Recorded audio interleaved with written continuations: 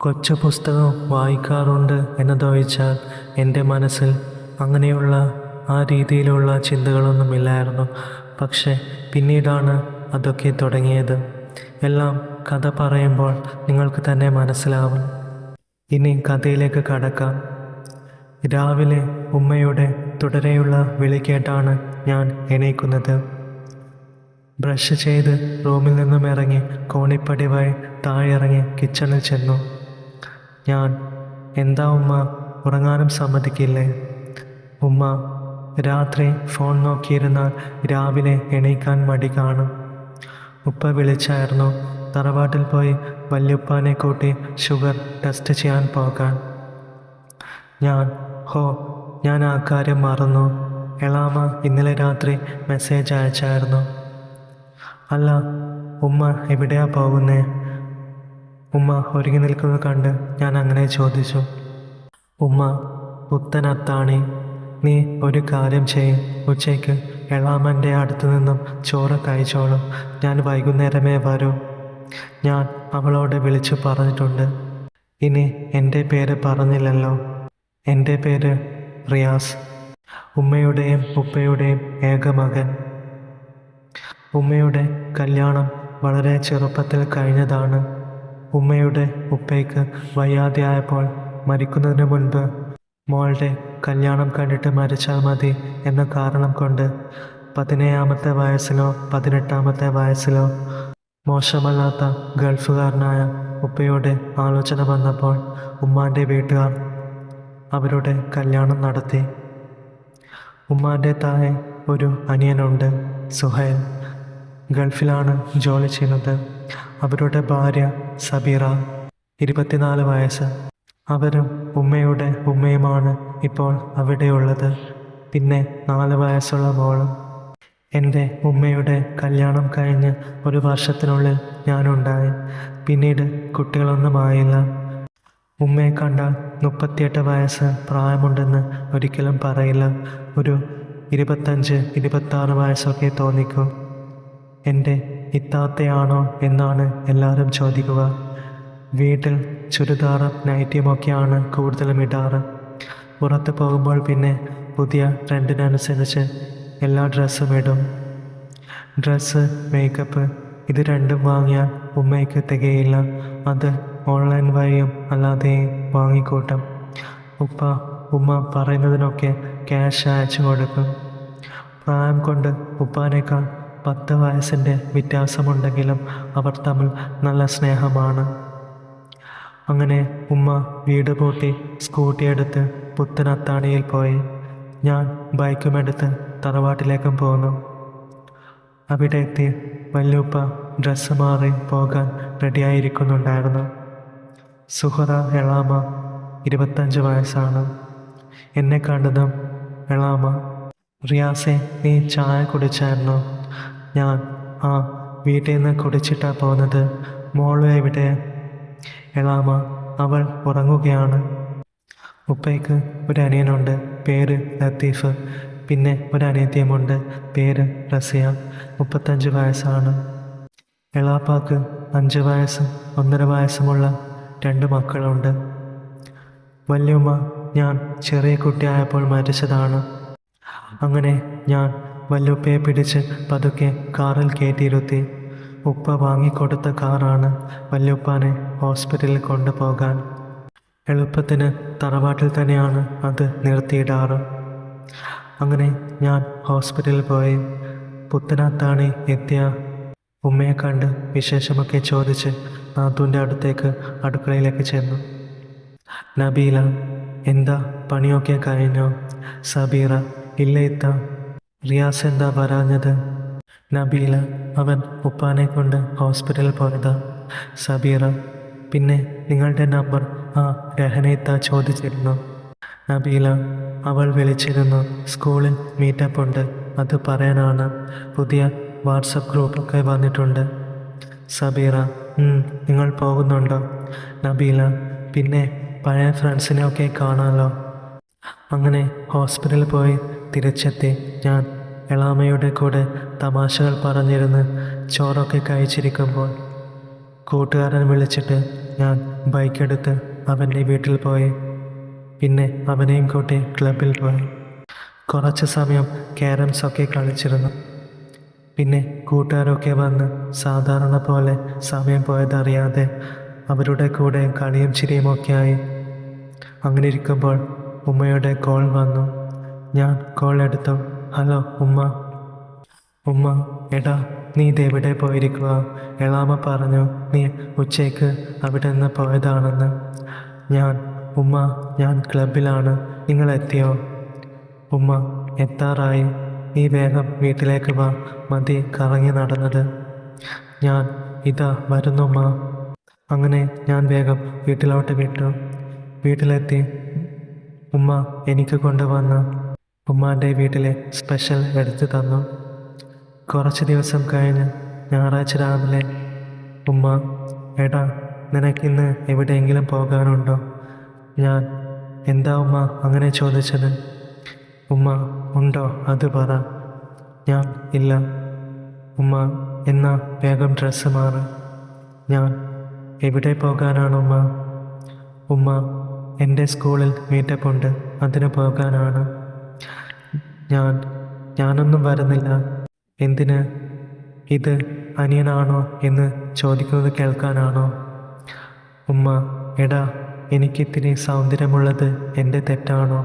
അപ്പോൾ നീ വരുന്നില്ലേ? ഇല്ല, വരുന്നില്ല. ഉമ്മ, എന്നാ നീ പോരെ, ഉമ്മാൻ്റെ അടുത്ത് നിന്നാൽ മതി. ഞാൻ മീറ്റപ്പൊക്കെ കഴിഞ്ഞിട്ട് അങ്ങോട്ട് വരാം. അതൊക്കെ. പുത്തനത്താണി പോയിട്ട് കുറച്ച് ദിവസമായി. അങ്ങനെ ഉമ്മാൻ്റെ സ്കൂട്ടിയുടെ പിറകിൽ കയറി ഞാൻ മാമൻ്റെ വീട്ടിൽ പോയി. കുറച്ച് കഴിഞ്ഞ് ഉമ്മ സ്കൂളിലേക്കും പോയി. അന്ന് ഒരുപാട് വൈകി ഇരുട്ടായി തുടങ്ങിയപ്പോഴാണ് ഉമ്മ വന്നത്. അന്ന് ഉമ്മാൻ്റെ വീട്ടിൽ നിന്നിട്ട് പിറ്റേന്നാണ് ഞങ്ങൾ വീട്ടിലേക്ക് വന്നത്. പക്ഷേ മീറ്റപ്പിന് ശേഷം ഉമ്മാക്ക് എന്തോ ഒരു മാറ്റം എനിക്ക് തോന്നി. എപ്പോഴും ഫോണിൽ തന്നെയായിരുന്നു. ഞാൻ ചോദിച്ചപ്പോൾ വാട്സപ്പിൽ പുതിയ സ്കൂൾ ഗ്രൂപ്പുണ്ട്, അതിൽ മെസ്സേജ് നോക്കുകയാണെന്ന് പറഞ്ഞു. അങ്ങനെ പ്രശ്നങ്ങളൊന്നുമില്ലാതെ മുന്നോട്ട് പോകുമ്പോൾ ഒരു ദിവസം ഞാൻ പുറത്ത് പോയിട്ട് വീട്ടിൽ വരുമ്പോൾ പുറത്ത് നല്ല പരിചയമുള്ള കാർ വീടിൻ്റെ മുന്നിൽ കണ്ടു. ഉമ്മ എന്ന് നീട്ടി വിളിച്ചുകൊണ്ട് അകത്ത് കയറിയപ്പോൾ ഹാളിൽ കാണാൻ വലിയ മോശമില്ലാത്ത ഒരു ഇത്ത ഇരിക്കുന്നു. ഉമ്മ, നീ വന്നോ? ഇതാരാ ഉമ്മ? ഉമ്മ, എൻ്റെ കൂടെ പഠിച്ച കൂട്ടുകാരിയാ. അവർ നബീലയുടെ മോനാണോ ഇത്? ഉമ്മ, അതെ, എൻ്റെ മോനാ. അവർ വലിയ ചെക്കനായല്ലോ. അവർ സ്വയം പരിചയപ്പെടുത്തി. നിൻ്റെ ഉമ്മയുടെ സ്കൂളിലെ ബെസ്റ്റ് ഫ്രണ്ടാണ്. എൻ്റെ പേര് സുറമി. സുറമി, എന്നാ ഇനി പോട്ടെ നബീല, പിന്നെ വരാം. ഇപ്പോൾ വീടൊക്കെ കണ്ടല്ലോ, എപ്പോഴും വരാലോ. പ്രശാന്ത്, വാ പോകാം. ലിവിങ് റൂമിൽ നിന്ന് അപ്പോൾ പുറത്തേക്ക് വന്ന ആളെ കണ്ട് ഞാൻ ഞെട്ടി. എന്നെ കണ്ട പ്രശാന്ത്, റിയാസ്, ഇത് നിൻ്റെ വീടാണോ? ചേട്ടൻ എങ്ങനെ ഇവിടെ? എൻ്റെ ഫ്രണ്ട് ദാസിൻ്റെ അയൽവാസിയാണ് പ്രശാന്ത്. +2 പഠിക്കുമ്പോൾ തുണ്ട് കാണാനും ചേട്ടൻ്റെ ജിമ്മിൽ വരുന്ന പെണ്ണുങ്ങളെ സീൻ പിടിക്കാനും എപ്പോഴും പോയി പരിചയമുണ്ട്. അന്നു മുതലാണ് പരിപാടിയൊക്കെ തുടങ്ങിയത്. ദാസ് പറഞ്ഞ് കേട്ടിട്ടുണ്ട് പെൺവിഷയത്തിൽ ചേട്ടൻ ഒരു അഗ്രകണ്യനാണെന്ന്. നല്ല 6 പാക്കൊക്കെ ഉണ്ട്, കാണാനും വലിയ തെറ്റില്ല. ചേട്ടൻ എന്താ റിയാസെ ആലോചിക്കുന്നത്? ഒന്നുമില്ല. ദാസിൻ്റെ വിവരം ഇപ്പോൾ ഇല്ലല്ലോ, അവനെ കാണാൻ പോലും കിട്ടാറില്ല. പ്രശാന്ത് ചേട്ടൻ, അവനിപ്പോൾ എൻ്റെ ജിമ്മിൽ എൻ്റെ അസിസ്റ്റൻ്റാണ്. സുറമി, അപ്പോൾ നിങ്ങൾ നേരത്തെ അറിയോ? പ്രശാന്ത് ചേട്ടൻ, മുൻപ് ദാസിൻ്റെ കൂടെ വീട്ടിൽ വരാറുണ്ട്. സുറമി, ഏത്, നമ്മുടെ ദാസിൻ്റെയോ? പ്രശാന്ത് ചേട്ടൻ, അതെ. അങ്ങനെ കുറച്ചു നേരം സംസാരിച്ച ശേഷം അവർ പോയി. ഉമ്മയോട് പറഞ്ഞു. മീറ്റപ്പ് കഴിഞ്ഞപ്പോൾ പഴയ ഫ്രണ്ട്സൊക്കെ വരാൻ തുടങ്ങിയല്ലോ. അത് കേട്ട് ഉമ്മ ചിരിച്ചു. ഉമ്മ, എൻ്റെ കൂടെ സ്കൂളിൽ എപ്പോഴും ഉണ്ടായിരുന്നത് ഇവളാ. ഇവിടെ അടുത്താണ് ഭർത്താവിൻ്റെ വീട്. വലിയ ക്യാഷുകാരനാണ്. ദുബായിൽ ബിസിനസ്സാണ്. ഞാൻ അവരുടെ കൂടെ വന്ന പ്രശാന്ത് ചേട്ടനെ എനിക്ക് മുൻപേ അറിയാം. ഉമ്മ അത് അവളുടെ അയൽവാസിയാണ്. കെട്ടിയോൻ നാട്ടിലില്ലാത്തപ്പോൾ ഇവൾക്ക് എവിടെയെങ്കിലും പോകാൻ കാർ ഓടിക്കാൻ ഇവനെയാണ് വിളിക്കാറ്. ഞാൻ കാർ മാത്രമാകില്ല ഓടിക്കുന്നത്, ചേട്ടനെ എനിക്കല്ലേ അറിയൂ. ഞാൻ മനസ്സിൽ അങ്ങനെ പറഞ്ഞു. പിറ്റേന്ന് രാവിലെ അറിയാത്ത ഒരു നമ്പറിൽ നിന്നും എനിക്ക് കോൾ വന്നു. ഞാൻ കോൾ എടുത്തു. ഹലോ, ആരാ? റിയാസ് അല്ലേ ഇത്? ഞാൻ അതെ, ഇതാരാ? മനസ്സിലായില്ല. എടാ ഞാനാ ദാസ്. ഞാൻ എടാ ദാസേ, എങ്ങനെ എൻ്റെ നമ്പർ കിട്ടി? ദാസ് പ്രശാന്ത് ചേട്ടൻ തന്നു. ഞാൻ ആ കാര്യം മറന്നു. പിന്നെ എത്ര നാളായടാ കണ്ടിട്ട്? ദാസ് എടാ നീ പാണ്ടിക്കാട് വാ, നമുക്ക് കാണാലോ. ഞാൻ എന്തായാലും വരും കാണാൻ, കേട്ടോ. അങ്ങനെ പിറ്റേന്ന് രാവിലെ തന്നെ ഞാൻ പാണ്ടിക്കാട് പോയി. അരമണിക്കൂർ കൊണ്ട് തന്നെ അവിടെ എത്തി. അങ്ങനെ ഞാൻ വീണ്ടും ദാസുമായും പ്രശാന്ത് ചേട്ടനുമായും അടുത്തു. പിന്നെ മിക്ക ദിവസവും ഇങ്ങനെ കാണാൻ തുടങ്ങി. മാത്രമല്ല അവിടെ വെച്ച് പുതിയ ചില കൂട്ടുകാരെയും കിട്ടി. പിന്നീട് 2 ദിവസമായിട്ട് പ്രശാന്ത് ചേട്ടനെ കാണാതെ ആയപ്പോൾ ഞാൻ ദാസിനോട് ചോദിച്ചു എവിടെയെന്ന്. ദാസ് എടാ പുതിയ ഏതോ ഒരുത്തിയെ കിട്ടിയിട്ടുണ്ട്, അതാ. ഇനി പുള്ളിക്കത് മടുക്കുമ്പോൾ ഇനിയും കാണാം. ഞാൻ ഓഹോ, അപ്പോൾ വെറുതെ അല്ല, ചേട്ടൻ്റെ ഫോണിൽ വിളിക്കുമ്പോഴൊക്കെ സ്വിച്ച് ഓഫ്. അല്ല, ഇനി നിനക്കുമുണ്ടോ ആരെങ്കിലും ഇതുപോലെ? ദാസ് ഒരാളുണ്ട്. അത് ചേട്ടൻ കൊണ്ട് നടക്കുന്ന ആൾ തന്നെയാ. പക്ഷെ ചേട്ടൻ അതറിയില്ല. പറഞ്ഞാൽ എൻ്റെ കാര്യം പോക്കാം. ഞാൻ എടാ ആരാ കക്ഷി? ദാസ് അത് എൻ്റെ അയൽവാസി നിസാറിൻ്റെ ഭാര്യ സുറുമി. അത് കേട്ട് ഞാൻ ഞെട്ടി. എനിക്ക് ആളെ മനസ്സിലായി, എൻ്റെ ഉമ്മാൻ്റെ ഫ്രണ്ടാണെന്ന്. പക്ഷെ ഞാൻ ആ കാര്യം അവനോട് പറഞ്ഞില്ല, പിന്നെ ഒന്നും ചോദിച്ചുമില്ല. അങ്ങനെ അന്ന് രാത്രി ഞാൻ ഫോണിൽ തുണ്ടൊക്കെ കണ്ടുവിട്ട് ഉറക്കം വരാതെ തിരിഞ്ഞും മറിഞ്ഞും കിടക്കുമ്പോൾ താഴെ എന്തോ ശബ്ദം കേട്ടു. ചേട്ടാ, ഈ രാത്രി താഴത്തെ നിലയിൽ എന്താണാവോ ശബ്ദം? ഞാൻ അതും ചിന്തിച്ച് ക്ലോക്കിൽ സമയം നോക്കി. 11 മണിയായിട്ടുണ്ട്.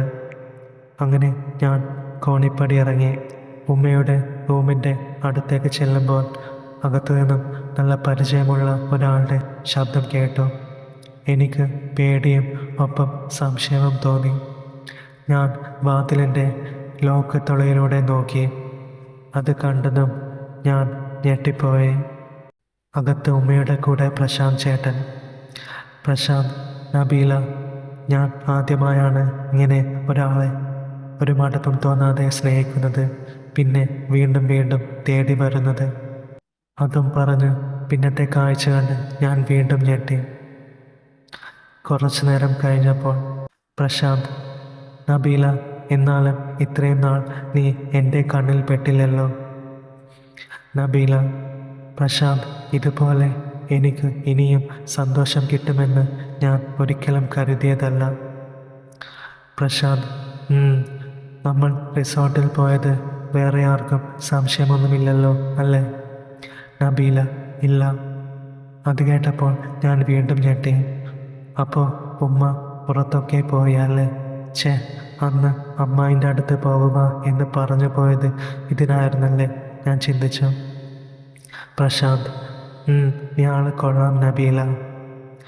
അങ്ങനെ അകത്തു നിന്നും അവരുടെ സംസാരവും കിന്നാരം പറച്ചിലും പിന്നീട് നടന്ന സംഭവങ്ങളുമെല്ലാം ഞാൻ അങ്ങനെ സ്തംഭിച്ചു നിന്ന് കണ്ടു.